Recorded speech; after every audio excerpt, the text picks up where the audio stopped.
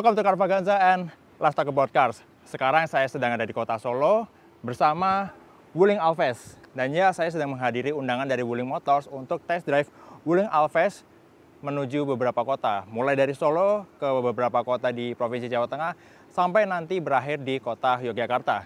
Tentunya di acara media test drive ini saya akan berkesempatan untuk coba mobil ini berkendara keluar kota, begitu juga untuk mencoba performanya, fitur-fitur, dan juga seberapa nyaman mobil ini sebagai compact SUV yang menjadi lawan dari Honda HR-V, Mazda CX-3, Hyundai Creta, dan Kia Seltos. Jadi bagaimana perjalanan saya dengan mobil ini?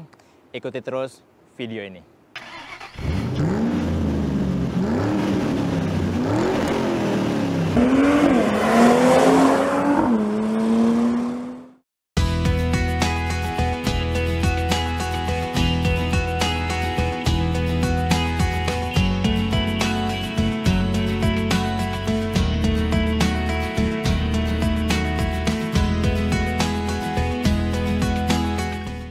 Ya, akhirnya kita punya kesempatan untuk driving Wuling Alves ini setelah waktu itu sempat Setio Adi first drive mobil ini di IMS 2023. Kalau mau lihat videonya bisa lihat dengan klik link di atas. Oke, jadi low SUV atau compact SUV ini menurut saya punya desain yang menarik karena dibandingin mobil-mobil di segmennya atau di range harga yang sama seperti mobil ini, dia punya desain yang menurut saya secara pribadi, kalau menurut selera saya ini desainnya nggak neko-neko tapi enak dilihat. Terlihat dari desain eksteriornya, dia punya garis-garis tegas, simple, tapi nggak berusaha keras untuk dapat perhatian semua orang. Bahkan kalau kita lihat dari angle tertentu, mobil ini malah kayak misal punya beberapa garis desain yang bisa dibilang mirip sama seperti Lexus atau bahkan BMW. Ya, tapi itu semua tergantung pandangan masing-masing. Tapi menurut saya ini salah satu desain terbaik dari Wuling yang enak dilihat dan mungkin akan bikin semua orang cenderung suka sama mobil ini. Kemudian desain interiornya juga dia nggak aneh-aneh juga. Saya paling suka ini desain tengah dashboardnya, nggak ada satu layar besar dominasi seperti di Wuling Almas. Jadi nggak terlalu banyak distraksi untuk di dalam interiornya ini.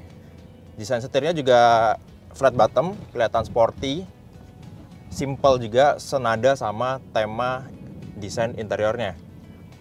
Tapi kalau kita bilang soal kenyamanan dan ergonomis, setirnya ini menjadi salah satu hal yang menurut saya paling pertama untuk dikomplain. Bukan dari feeling berkendaranya, tapi lebih ke gimana rasa kita naruh tangan itu di palang setir.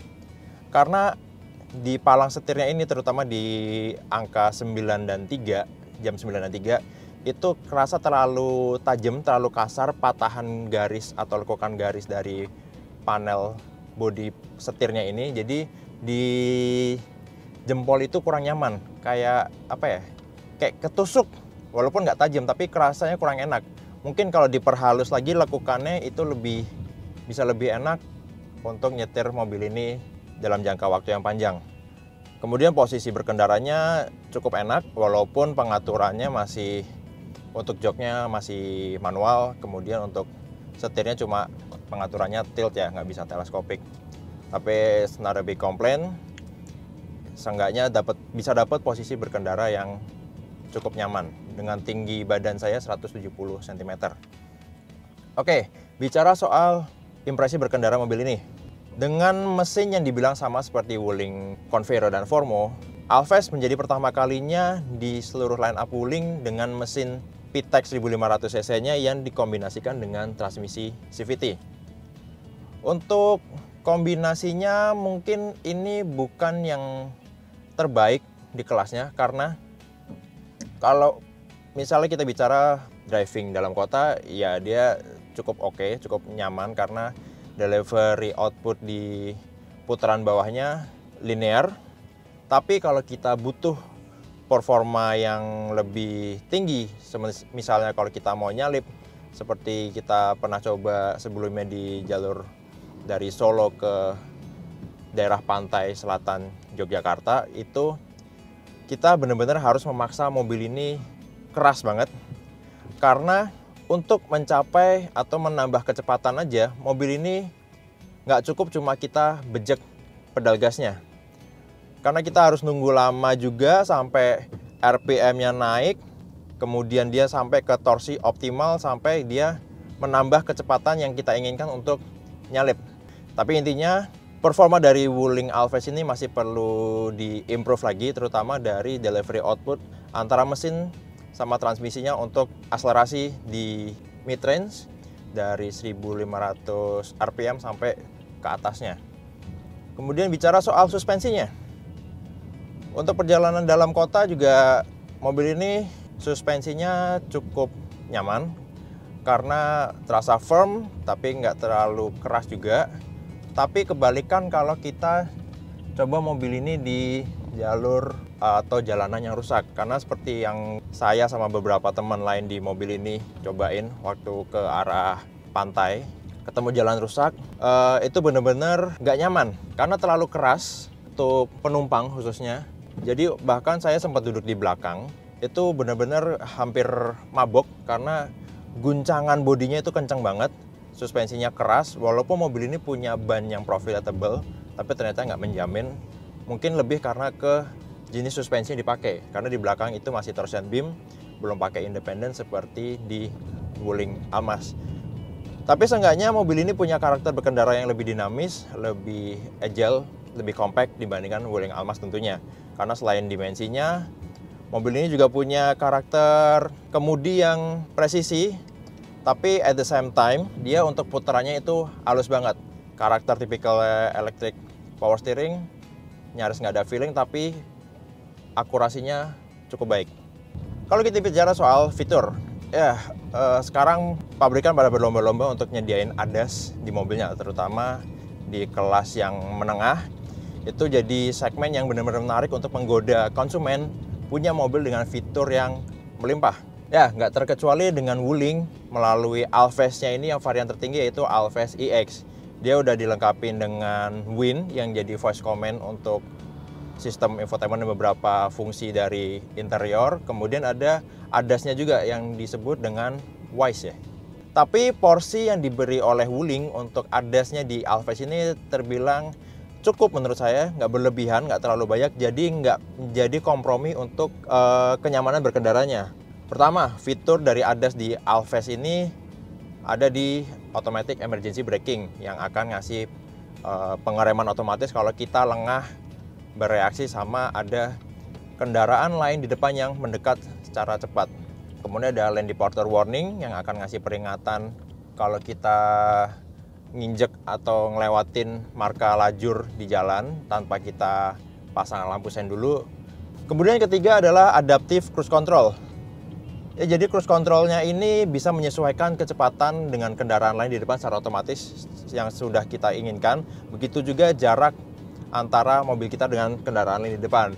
Dan dengan fungsi seperti low speed follow, mobil ini bisa aktif tetap cruise controlnya dalam kecepatan rendah, bahkan sampai berhenti.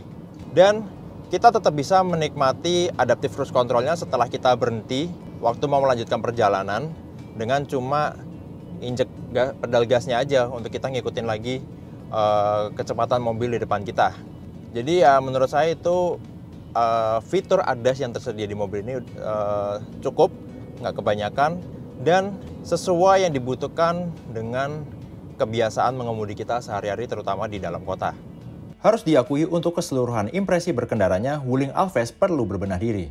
Terutama untuk performanya yang cukup kewalahan saat dibutuhkan dalam kondisi tertentu. Walau selama perjalanan kami mencatat rata-rata konsumsi BBM 11-12 km per liter yang cukup irit, tapi performanya kurang terasa dinamis sebagai sebuah SUV. Pengalaman saya duduk di kursi belakang keleganya impresif, baik itu untuk legroom dan headroom. Sudut rebah joknya juga mengesankan, tapi justru posisi headrest yang menurut saya kurang ergonomis, karena sulit untuk dapat posisi yang nyaman meski sudah diatur sedemikian rupa.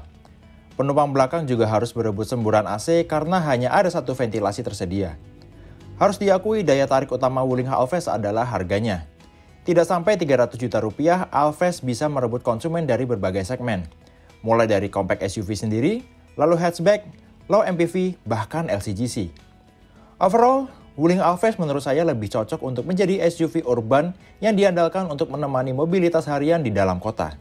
Nah, jadi itu dia experience kita untuk test drive Wuling Alphest varian tertinggi EX dengan segala apa yang dia punya. Dari Solo sampai ke Yogyakarta, tentunya kita udah ngelewatin rute yang beragam, mulai dari jalanan di dalam kota, kemudian agak-agak off-road di jalan menuju ke pantai, dan kita juga coba sempat beberapa fitur dari mobil ini. Yang jelas ini mobil yang menarik dengan harga yang benar-benar di bawah para kompetitornya di compact SUV, dan walaupun begitu harganya menarik, mobil ini punya beberapa hal yang mestinya bisa diperbaiki lagi oleh Wuling mungkin untuk pengembangan produk ini ke depannya. Jadi terima kasih sudah nonton video ini. Kalau kalian suka video ini, silahkan klik like dan share ke teman-teman kalian. Kalau ada yang ingin sampaikan atau ditanyakan, langsung tulis di kolom komen. Dan yang terpenting, jangan lupa untuk subscribe ke channel Carvaganza. Main-main juga ke channel di Official Auto, website carvaganza.com, auto.com, dan zigwheels.co.id. Sampai jumpa di video Carvaganza selanjutnya, and let's talk about cars.